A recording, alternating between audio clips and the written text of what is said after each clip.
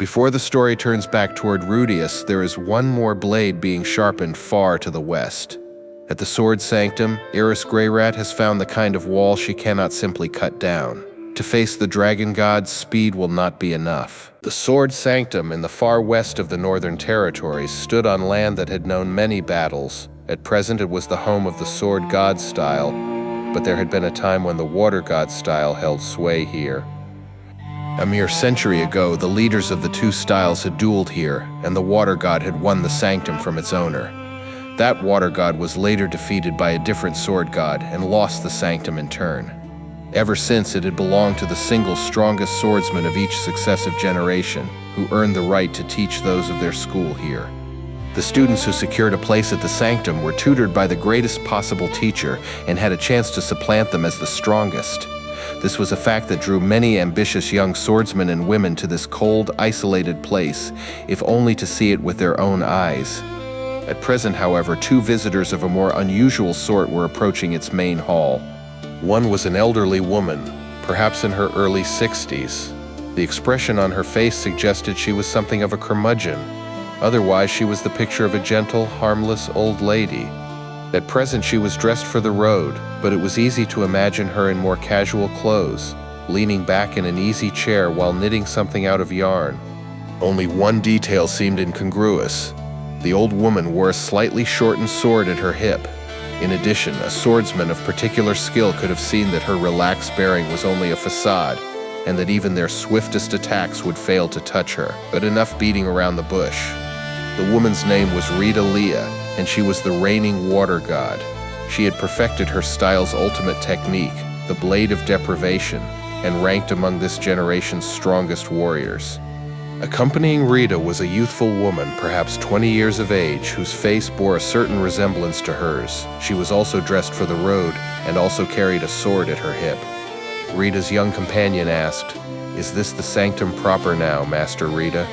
Rita answered, "That it is, my dear. Take a good long look. This here's the den of beasts you've been so eager to visit all these years." The young woman admitted, "Oh, now I'm getting nervous." Rita told her, "Have some confidence in your skills. Unless they put you up against the sword god, you'll manage just fine." Her companion replied, "Thank you, Master Rita." Speaking quietly to each other, the two of them set foot in the sword sanctum. At a glance, this holy place resembled an ordinary town. There was an inn, a weapon shop, and an adventurer's guild. In the streets were the usual adventurers and merchants, bustling along on their own private errands. There was one unusual thing about this town, however. Virtually everyone who resided here was a trained member of the sword god style. In this place, a slender village girl was sometimes stronger than the burliest of adventurers. The younger woman asked, "Should we take a room at the inn first?" Rita said, "Won't be necessary, we'll just stay at Gall's place." Rita trudged forward steadily, making a beeline for the far end of the town. After a certain point, the adventurers and merchants grew less common, and they began to pass more people in martial arts uniforms who carried wooden swords. At the same time, the shops gave way to training halls. Rita's young companion looked around at all this with obvious curiosity. In particular, she seemed intrigued by the thin uniform so many wore, despite the biting cold. She said, "Master Rita, everyone's dressed rather lightly here, considering how chilly it is." Rita explained, "Well, the sword god style folks have to zip around in combat or they're sitting ducks. They don't like wearing anything that slows them down, no matter how cold it gets." Her companion said, "That's the exact opposite of us. We bundle up even when it's warm, don't we?" "How curious," Rita grumbled. "Nothing curious about it if you ask me." Without sparing so much as a glance for the various training halls, Rita pressed onward. Before long, the houses, training halls, and uniformed novices all disappeared entirely. The only thing ahead of them now was a vast plain of snow with a single road running through it like a valley. At the end of that road was a single sizable building surrounded by a wall. This was the core of the sword sanctum, and the headquarters of the sword god style, the great hall where the sword god himself held court. Just as Rita and her young companion reached the entrance to the compound, a young woman happened to emerge from within. The woman had a strong, dignified face and wore her long, dark blue hair in a ponytail. Judging from the bucket in her hand, she was heading out to draw water from a well. At the sight of Rita, however, she instantly tossed the bucket aside and reached down for the hilt of her sword. Her tone openly wary, Nina asked, "Do you have some business with our hall, madam?" Rita studied the young woman's face closely, and after a moment the grumpy expression on her face softened significantly. "Oh my, is that you, Nina? Look how big you've gotten." The young woman just looked at her dubiously, keeping her hand where it was. Rita continued, "You don't remember me, do you? Well, I guess it figures. You were awfully little the last time I was here." There was a nostalgic light in Rita's eyes, but the young woman, Nina Falion, had no memory of her whatsoever. The only thing she was sure of was that this little old lady was a fearsome threat. The girl at her side was no slouch either. Nina sensed that she was at least on her own level. Rita said, "Well, I'm here because your boss called for me, dear. Mind taking me to him?" Nina repeated. "My boss?" Rita said, "Yep, Gal Falion." Nina hesitated at these words. Many came to this place seeking to meet Gal Falion, but the majority were cocksure fools who had convinced themselves they could strip his title from him. Driving such people off was one of the responsibilities assigned to Nina and her fellow pupils. Nina asked, "First, would you be so kind as to tell me your name?" Rita answered, "I'm Rita, Rita Leah. Don't think I need to elaborate, do I?" The instant she heard the old woman's name, Nina bowed to her respectfully and invited her inside the compound. "My apologies. Please come this way." Only one person in their world could introduce themselves as Rita Leah. It was a name reserved for the leader of the water god style. No one else was permitted to claim it. For the briefest of moments, Nina entertained the possibility that this woman was an imposter. But she had sensed, on an instinctive level, that the old lady's placid surface hid unfathomable depths, so she pushed the thought from her mind. Even if the woman wasn't who she claimed to be, she was no doubt a force to be reckoned with. Rita and her companion followed Nina inside the sword god-style compound. Nina led them straight to the main hall, which they had to step up to enter, a feature common to most buildings in this snowy region. In the entryway, they paused to brush the snow off their clothes, then proceeded along the creaking wooden hallway. Watching Nina from behind as she walked, Rita spoke up in a thoughtful voice. "I must say, dear, you're quite sharp for your age, and polite for that matter. Have you made it to Sword King already?" Nina answered, "No. I've still got quite a way to go, I'm afraid." Rita said, "Do you now?" "I'm sure you're the strongest of the young'uns, at least. No need to be too modest," Nina replied. "Well, I might be the fastest, I suppose, but not the strongest." Rita said, "Ho ho, that's a good attitude you've got there, dear. It's a pity the other youngsters of your style aren't more like you." As they spoke, the three of them had arrived at the ephemeral hall. A single man was sitting within it. His eyes were closed, as if in meditation. The mere sight of him, however, made Rita feel as if a naked blade was at her throat. Rita was the water god, and the leader of a great style, one of only 3 such people in the world. Despite her advanced age, she felt herself no less powerful than she'd been in her heyday. She could turn any sword aside effortlessly, but this man was the one and only exception to that rule. His name was Gal Falion, and he was the reigning sword god.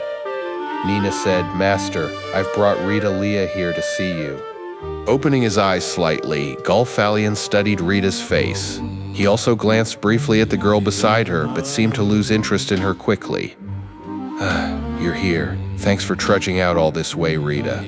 Can't have been easy with those tired old bones of yours, I'm sure."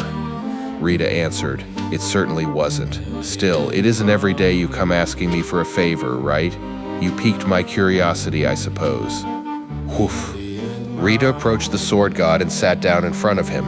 Despite the undignified woof she emitted as she did so, her movements were as clear and natural as the flow of a mountain stream. Nina, as well as Rita's traveling companion, sat slightly further back in a gesture of humility. As she spoke, Rita jerked her chin back to indicate Nina Falion. "So, who will I be teaching what to? You want me to teach that girl the secret water god techniques or something? Seems like a kid who knows how to listen. She might be a natural sword god type, but I'm sure I could beat a few water god skills into her head as well." The letter that brought Rita to this land had been brief. In essence, it read only, "I want you to come train one of my students." Rita had very nearly torn the thing to shreds the moment she read those words, and yet she'd found it intriguing that Galfalion had bothered to write her a letter of any kind. The man hated asking anyone for anything. That wasn't the only reason she'd come, however. Mere curiosity wouldn't have been enough to make her walk up here from the capital of the kingdom of Asura. Rita said, "In any case, I've got one condition." Gal asked, "What's that?" Rita answered, "You want me to teach one of your pupils a few things, yes? Well, I want you to show one of mine the sword god style. No need to actually teach her, though." Rita had been worrying for some time that her star student had grown too self-satisfied.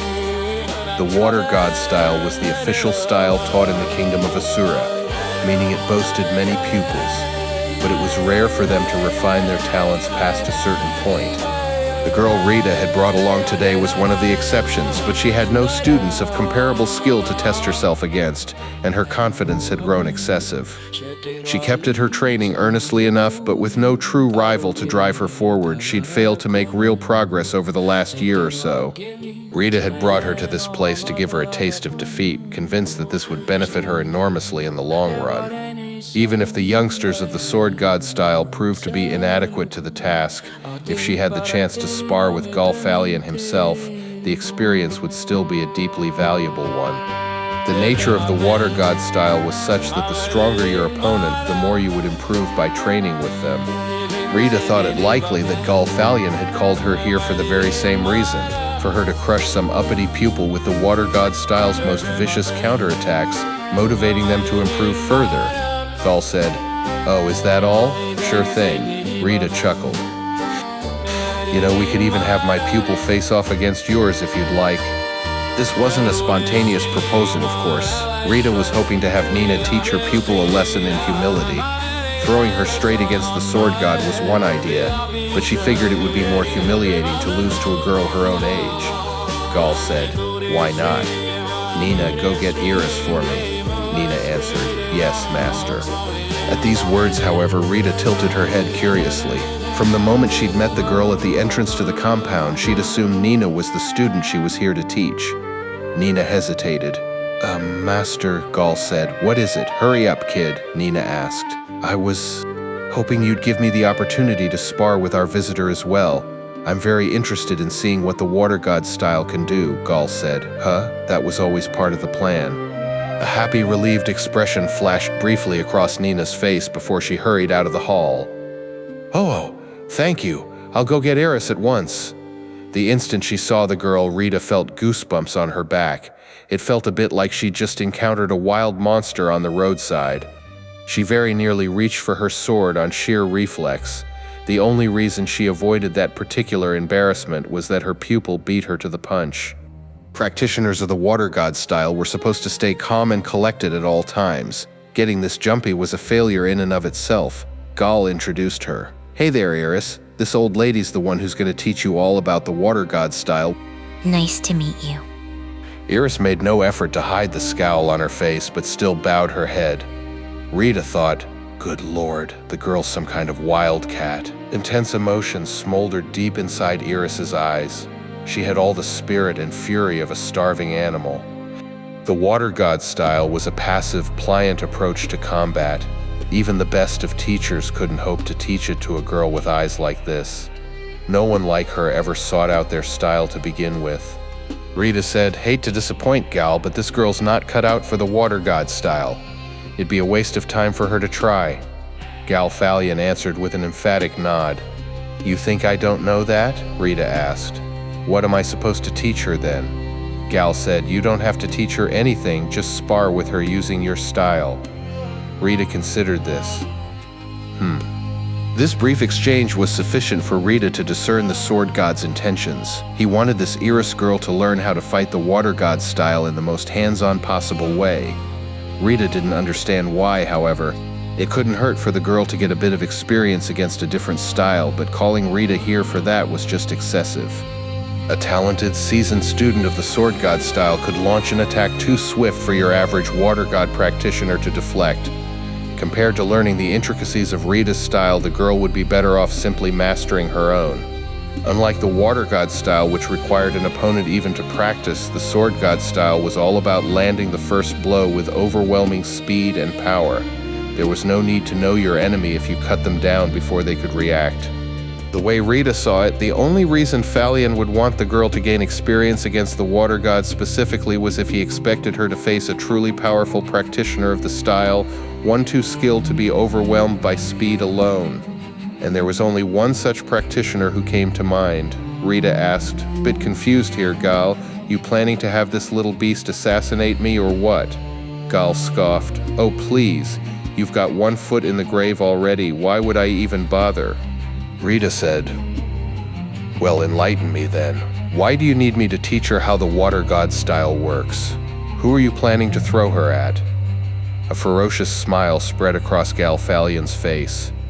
"Our girl Eris here wants to take down the dragon god." Rita was genuinely shaken by the mere thought. "What? You mean Orsted?" She too was very familiar with Orsted of the Great Powers. She knew of his strength, and that he used the water god style freely. Rita said, "The dragon god, is it? Well, somebody certainly ambitious. You think she can do it?" Gal answered, "Yeah, I do, and so does Eris." Rita said, "Ah, well that's nice. Glad you're confident at least." It was hard to say if any of this was true. The dragon god ranked second among the 7 great powers. The idea of trying to defeat him struck Rita as totally ridiculous, and yet there was confidence on the sword god's face, and the girl Eris looked as if she had no doubts whatsoever. That was strangely compelling in itself. Rita found herself thinking this might be entertaining at least, assuming they were serious. Rita said, "But here's the thing, Gal.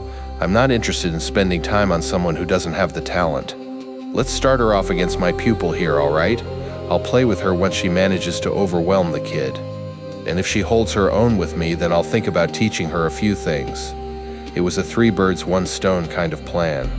Her star pupil's pride would take a hit, but she'd also get plenty of practice against the sword god style. And Rita would get to take part in something very interesting. For the first time in a long time, she could feel her heart dancing with excitement. She was a master of the water god style, yes, but she was also an ordinary swordswoman at heart. Rita called to her disciple. "You heard all that, Isolde. Go ahead and fight these two." At the sound of her name, Rita's disciple rose to her feet. "I believe I understand the situation. My name is Isolde Kluel, and I'm a water king. Pleased to make your acquaintances." Nina introduced herself next. "I'm Nina Phalion, a sword saint. Nice to meet you." I'm Eris Greyrat. With these brief introductions complete, the 3 young women walked silently to the corner of the room where the wooden swords were located. As they took their weapons, Isolde put a hand to her mouth and whispered so that only Eris and Nina could hear. "I'll play along since my master asked me to, but if you're only saint ranked, I'm afraid this won't be much of a fight," Nina answered. "Maybe not. I guess we'll have to see what happens." Isolde gave a displeased little huff. It was a cheap attempt at provocation, granted, but it never took much to get the young prodigies of the sword god style fired up. An hour later, Eris was lying on her back in the middle of the hall. Her eyes were open and she was gasping loudly for air. Isolde had beaten her down completely. Her sword hadn't so much as grazed her opponent. At present, Eris's blade was among the 10 fastest in this entire hall. Her strikes, honed by years of solitary practice swings, boasted speed and power approaching that of Ghislaine's, and the peculiar rhythm of her attacks made them particularly difficult to avoid. She also threw in a few tricks from the North God style, making her all the more unpredictable. All in all, she'd grown far more fearsome than your average sword saint. However, Isolde had warded off everything Eris threw at her and answered them with sharp counters. In the course of their bout, which had lasted less than 30 minutes, Eris had died nearly 100 times. And yet Isolde was also lying on the ground right alongside her. Her delight at crushing Eris had been short-lived. Nina Phalion had defeated her in turn. Isolde had always believed that the sword god style was nothing more than a brutish, thoughtless reliance on speed and momentum. She thought it posed no real threat to an expert practitioner of the water god's refined techniques. Nina had exposed these thoughts for the arrogant nonsense that they were. Isolde had been unable to react to her very first attack, and it had struck the side of her head with enough force to knock her unconscious. The fight had ended before it even began. Gall Fallion, seated in the hall's place of honor, said, "Well, isn't that an interesting outcome?" Without responding, Nina bowed deeply to the sword god. The word he'd used was interesting.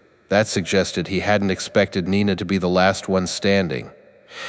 She felt some disappointment at this, but it was outweighed by her pleasure at demonstrating to her master the progress she had made. She lived for the thrill of victory no less than any other in this hall. Rita said in an indifferent tone, "Can't say I agree, gal." She had anticipated this very outcome from the start.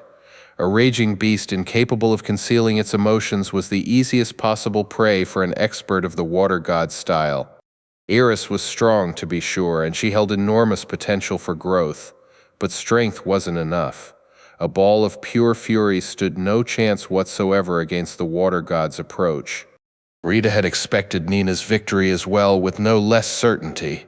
The girl was profoundly skilled for her age, but she hadn't let it go to her head. Most likely, the presence of this Eris child had kept her pride in check. Nina, in her humility, had devoted herself to her training, and Isolde, in her pride, had neglected hers. That was why she'd lost the fight. Nina's attacks hadn't been particularly fast compared to those of Eris. In fact, they were very slightly slower, and the force behind Eris's swings had been far greater. However, there was no emotion in Nina's strikes. There was no hatred in her eyes, no hostility on her face, not even a reflexive movement of her cheeks. To Isolde, it was like a bolt from the blue. She'd probably been unconscious before she even sensed the girl was coming at her. Rita asked Nina, "Still, it seems like a favorable start. What do you say, dear? Want to learn a few water god tricks from me?" Nina considered the offer for a moment, but eventually shook her head. "No. I want to keep my focus on mastering the sword god style," Rita said with a pleased smile. Good. You've got the right idea. All right then, gal. How about we have these three train as a group for a while? That ought to sharpen them up a bit." Gall answered, "Yeah, sounds about right. No point wasting your time if Eris can't handle the likes of a water king." Rita said, "Yep. Should do wonders for my pupil's motivation, too." The girl's been needing someone to chase after. The sword god and water god discussed the matter for a little longer and arrived at an agreement. Eris would be tasked with defeating Isolde and Isolde with defeating Nina. Until that happened, the three of them would train together as equals, pointing out each other's deficiencies. In theory, it would prove beneficial to all of them, Gall asked. "You all right with that, Nina?" Nina nodded easily at her master's proposal. "I don't mind." To be sure, she joined in this session out of nothing more than curiosity. Still, the opportunity to practice extensively with a talented water god student sounded valuable indeed. Nina had defeated Isolde decisively, but she didn't think of her or Eris as beneath her level. And she'd learned from first-hand experience the value of competing closely with her peers. If not for Eris's presence in the Sword Sanctum, Nina was certain she would have fallen short against Isolde. Gall said, "All right, let's go with that then. You'll work with your usual teachers in the morning, but in the afternoon you three can group and train each other." Nina nodded quietly. "Yes, master," and Eris too responded from the floor. Got it. Isolde was still unconscious, but Rita had no intention of allowing her to decline. From that day forward, Eris began her lessons in fighting against the water god style. A month later, the three of them had settled into a peculiar three-way deadlock. Eris consistently beat Nina, Nina beat Isolde, and Isolde beat Eris. The three of them kept up with their individual training schedules, of course, but also took the time for several practice matches every single day and exchanged their opinions afterward. It hadn't taken long for Isolde to identify Eris's weaknesses. Isolde told her, "Eris, you just radiate hostility. The practitioners of my style are quite good at picking up on that sort of thing. It tells us exactly when you're going to attack, which makes it trivial to react." Okay, right, but what am I supposed to do about it? To Isolde's mild surprise, Eris readily accepted her criticisms. Most people seemed to think of the girl as a violent, obstinate maniac, but she was genuinely hungry for ways to improve. Isolde asked Nina, "Let's see, Nina, you don't give much of anything away before you attack." "How do you control your hostility so well?" Nina said. "I'm not sure what to tell you. A duel's just a matter of moving your sword faster than your opponent, right? I can't see what hostility has to do with that." In all honesty, Nina had always found it strange that Eris's default mood was furious. Was there some point to staying constantly agitated even when you had no real enemy to fight? Relaxing when you had the chance felt like the smarter move. Well, I don't know either. Nina said, "Okay, why don't you try changing your daily routine for starters? Take a long bath, eat a good meal, get in a nice warm bed, and think about that beloved boyfriend of yours until you fall soundly asleep." Excuse me? What does Rudius have to do with anything? Nina said, "Oh, come on. That part was just a joke. Try the rest of it, though, seriously. It doesn't look like you take that good care of yourself, to be honest. Sometimes it's kind of alarming." All right. Eris would have preferred to maintain her current state of constant tension. There was a reason for this. The more she trained here, the more she came to understand just how unbelievably powerful the dragon god Orsted was. He had used the very same techniques that Isolde did, but his were far more precise and skillfully executed, and she was a water king, while he wasn't even a member of their school. Nina let out an exaggerated sigh. "Honestly, why can't I ever beat this ridiculous girl? It's starting to hurt my self-confidence." She spent every single day following an efficient, logical system of training devised by the sword god himself. She strengthened her body in the most efficient possible way, ate carefully calculated meals, and maintained a well-regimented schedule, and yet she couldn't beat Eris, whose routine was decidedly not rational. It's because I'm making you move after me. Nina had not been expecting the girl to actually answer her question. Huh? The Eris she knew was the definition of selfish. She'd never shown any interest at all in helping anyone but herself improve. Rudyard taught me how. You can use stuff like eye contact to make people jump first, or hesitate just a little. Nina asked, "Rudyard? Who's that?" My teacher. Nina was mainly just puzzled by Eris's words. She didn't understand what the girl was talking about, but the technique was in fact a highly advanced skill Eris had learned from Rudyard. It had been developed by the warriors of demonkind as a conscious application of certain subtle actions that truly seasoned swordsmen performed reflexively. Of course, this meant Eris couldn't begin to explain how it worked. Isolde clarified, "In other words, Eris, you're deliberately guiding your opponent's actions?" That's right. Ha. Isolde's clarification helped Nina get her head around the basic concept. She understood the idea now, but that only made it harder to believe. She found herself glaring at Eris dubiously. From all appearances, the girl had been raised by a pack of wolves in the forest. Nina never would have suspected she was capable of using such a sophisticated skill. Isolde, on the other hand, found the idea much more comprehensible. The water god style was primarily focused on counterattacking, so it had its own set of techniques meant to encourage an opponent to attack first. Isolde asked, "I see, and have you been using the same techniques when facing me?" Well, yeah, but you never move. Isolde answered, "Yes, that's how I was trained. Next time we face off, perhaps you should stop bothering with that and focus on suppressing your hostility instead. That might change things somewhat." Eris furrowed her brow but nodded. I'll give it a shot.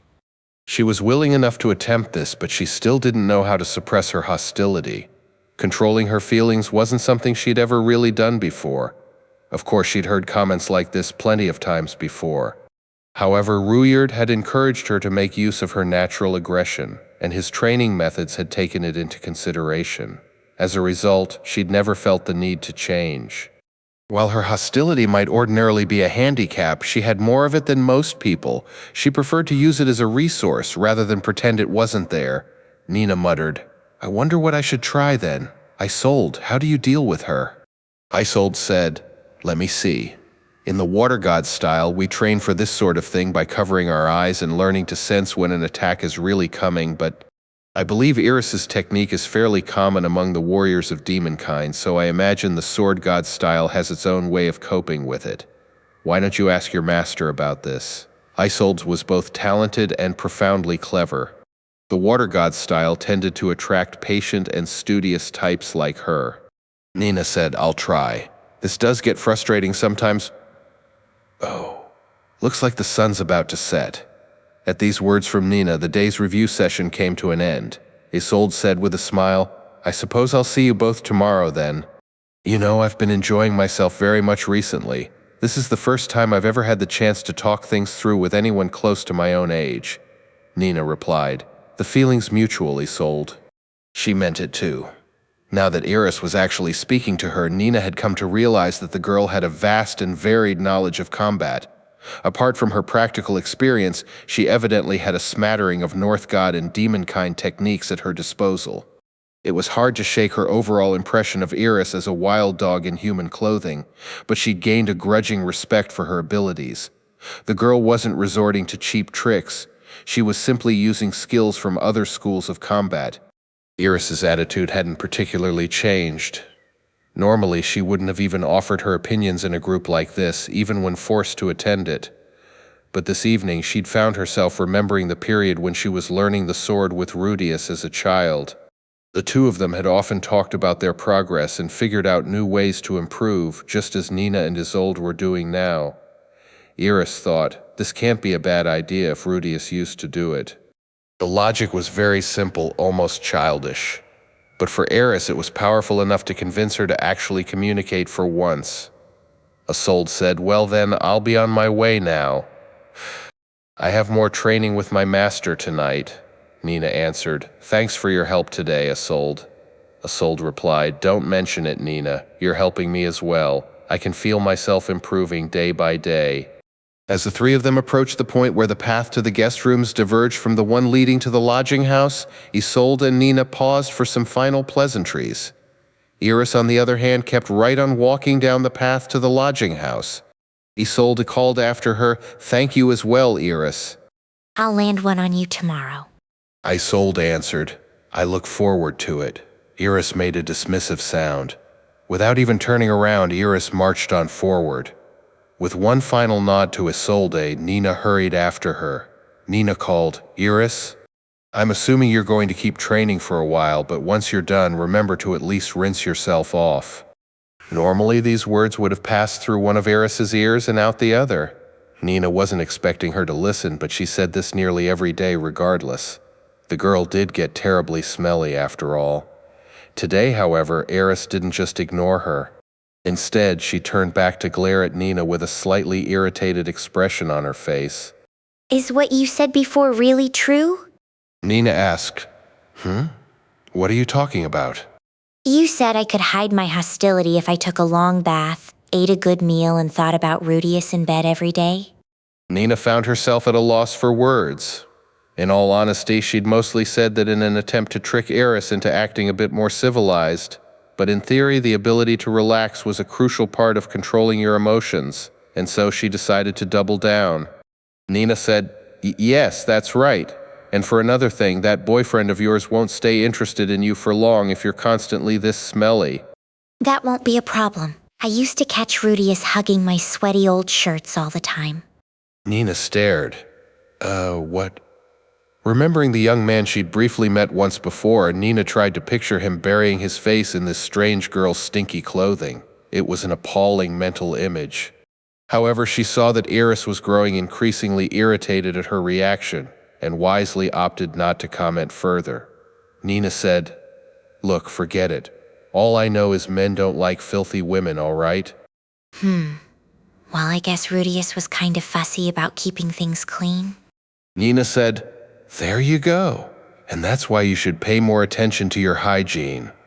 Eris paused to think for a moment. Memories of Rudius flooded through her mind. She usually made a conscious effort not to reminisce about the past, but when she let down her guard, she'd always end up thinking about him. And when she thought about him, her lips would quirk into a smile all on their own. As she considered this, Eris realized something interesting. Eris thought, I'm probably not emitting any hostility right now, am I? All right then. Guess I'll go wash myself off. Nina started into her usual reply.